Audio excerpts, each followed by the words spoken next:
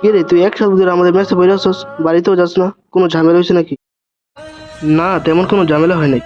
তবে আমি আমার বাবার একটা কথা মেলানোর জন্য ঘর থেকে বের হয়েছি। কথাটা মিলাই ফেলাইছি। তোর বাবার কথা মেলানোর জন্য মানে?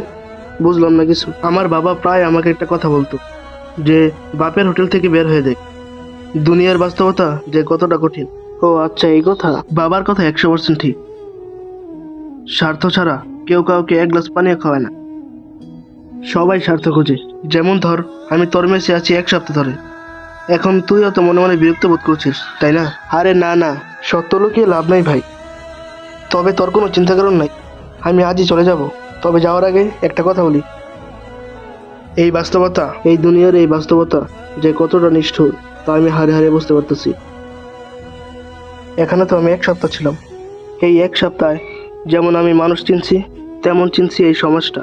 আচ্ছা, তোর কাছ থেকে একটু জানতে চাইছি বললে কি তুই রাগ করছো? আরে না না, রাগ করা কে আছে? আচ্ছা ঠিক আছে, থাক তাহলে আমি যাই।